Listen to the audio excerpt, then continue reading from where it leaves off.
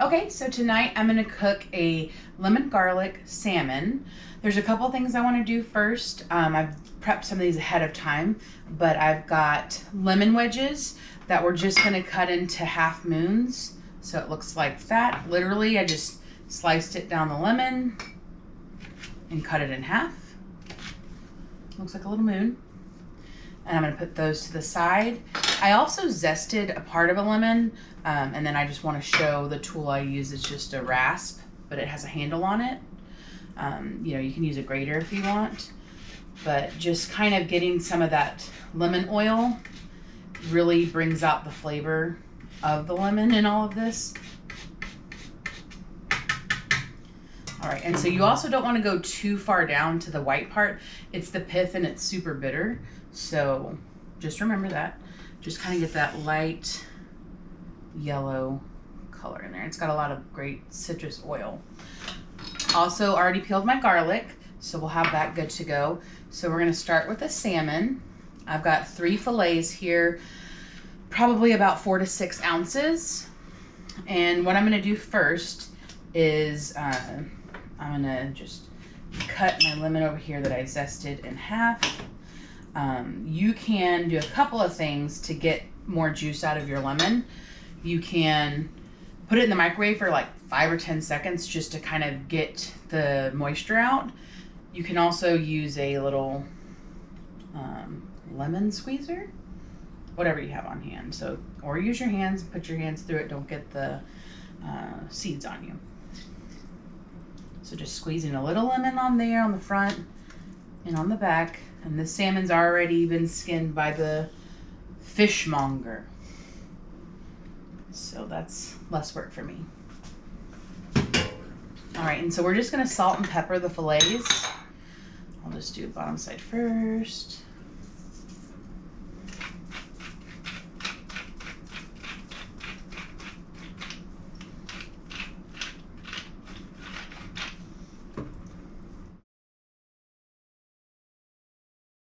Okay, so next we're gonna move over to the stove and get this party going. And, for my 3 fillets, I'm gonna do about 2 to 3 tablespoons of olive oil. So just to see, kind of get in there as far as making sure it covers the whole pan, just a thin layer. You're also gonna have butter in there and lemon and garlic, and that'll be the exciting part. All right, so we've got the oil in. One way to tell if the oil's ready is it just kind of will slide across the pan really thin. When you put it in, it's kind of thick, stays in one place. So once it's kind of spread out, that's when you know you're in business. So also gonna put this with the skin side up. So you can usually tell the skin, if it has it, it'll be on. If not, it will kind of have a little bit of a whiter side, silver. So good. That means it's nice and hot. And also to go along with this, I'm cooking just some rice in my Instapot.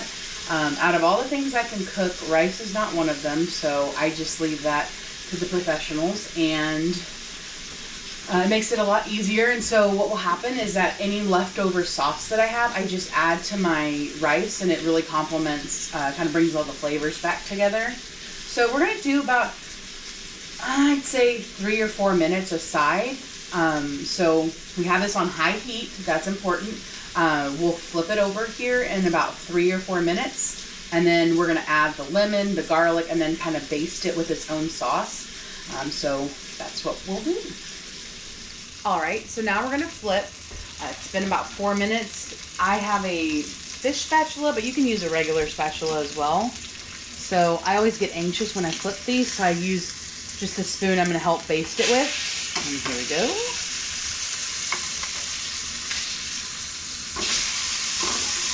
Sometimes you just have to commit to the flip here. All right, here it goes. Not too shabby. So here's where we're gonna start adding these important ingredients like butter. So it's 4 tablespoons of butter. Like I said, this is gonna go into the sauce in my rice. And I may even add a little bit more butter later if I feel like it. And so this is just 1 lemon that, like I said, I cut into half moons. And I've got about 4 cloves of garlic. So what will happen, I left the garlic whole. So it's going to kind of fry in the butter and the oil. You know, you use the oil for the high burning temperature that it can get, and then butter for flavor. So, you know, if you don't want to use that much butter, you really don't have to. In fact, you could skip butter and just put the lemon, the garlic, and the oil. Maybe add a little bit more oil so your pan's not just kind of like sticking, but I don't know why you wouldn't want to add butter, because I think that's what really makes this. And then, like I said, I'm gonna add some of the lemon zest on top just to kind of bring through, like, yeah, this is lemon. And then also not a necessity for this dish, but I have some fresh dill, and I'll just kind of put that in here in a minute once this has been going. And so what I like to do is kind of try to bring all of those juices over to one side of the pan, get my spoon, and that's just kind of like I think it's a French technique, that it kind of just bastes the top of this salmon with all that great butter and lemon and garlic. And so, like I said, the garlic's going to cook because of this high heat, and you could even eat it if you want. You can eat the lemon as well. Like I said, it all depends on what you, I mean, I guess you can eat anything if you want. And also, I did clean this cutting board over here. It had the raw salmon on it, but we're all good. Don't at me.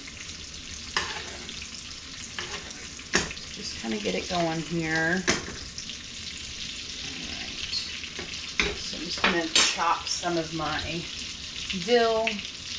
Similar to what I did with my tarragon video, you can just tear away the dill here.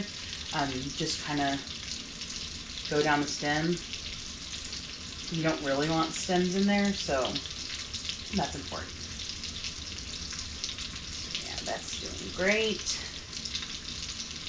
Go. And then just do kind of a rough dice.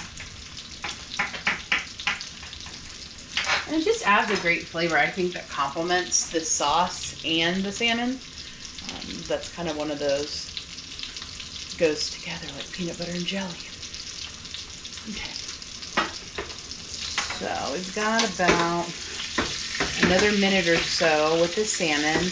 And then what I'm going to do is let them rest. And then I'm going to, like I said, add a little bit more butter to see how my sauce is thickening. Or not thickening, but just in the process of being made. And then that way we can add it to the rice so it's not so boring.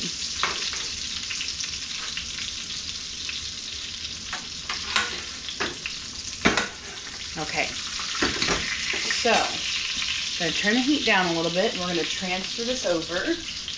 I've got a little bit more on my board, but what's the harm? Another thing I always worry about is overcooking or undercooking salmon, but I've found that the success I've had is with just taking it off, you know, after the 8 minutes, 4 minutes on both sides, and then just letting it rest under foil on your cutting board, your clean cutting board, and then it can kind of cook the rest of the way through. I've never really had it overcook by doing that, so just get some foil, kind of tightly wrap it around, and then we'll get to the sauce.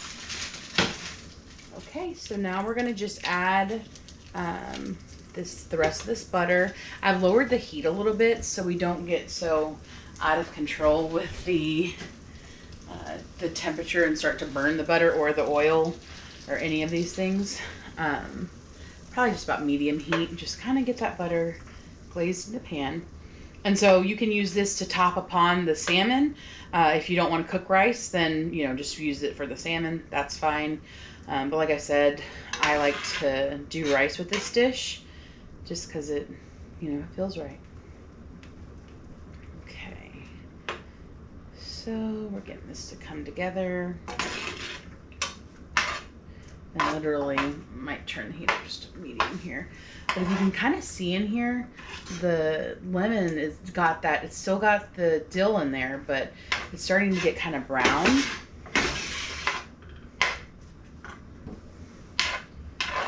Right.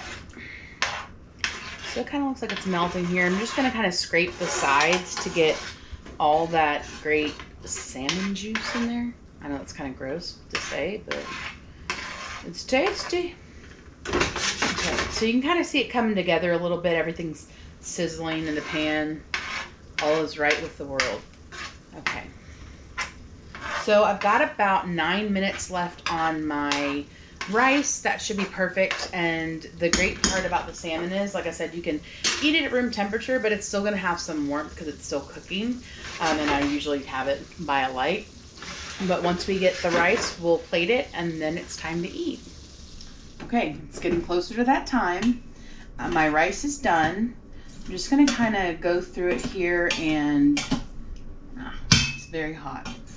Duh. What I do for rice is I'll usually cook it in like either it's 1-to-1. So we did 2 cups of rice. I usually will do 2 cups of chicken broth. I didn't have any, so I didn't have a lot, so I did 1 cup and then a cup of water. Or you can do 2 cups of water. And I'm just gonna actually add salt to the rice and then try to get some of this sauce into the actual rice here, so it's not boring, you know, like I said, just really ties the meal together. So kind of stir that in and then try and add as much as you can. Sometimes also for the rice I'll put in a clove or 2 of garlic, not crushed, so it won't like disintegrate and you accidentally eat it, but just to, like I said, I try to do layers of flavor, and that's usually the best way to do it. All right, so now it's time to plate. We're gonna start with your base, which is the rice, obviously. And depending on who you're feeding, you'll know how much rice they want. I always like to do just a huge bed of rice because it just sops up some of that flavor. I'm gonna add just kind of 1 lemon to the side here. And then here's this beautiful rested salmon. I really do think that the resting makes a difference. So I'm going to take this kind of bigger piece, lay it on top, and then because I'm extra fancy, I just like to usually put a couple of lemon wedges on there, a little bit of salt on the top, and then if you want to be real fancy, just put like a little sprig here on the top, just a fresh dill. Like I said, no harm, extra green, and it's pretty. And that is how you make it. That's how I make it, at least.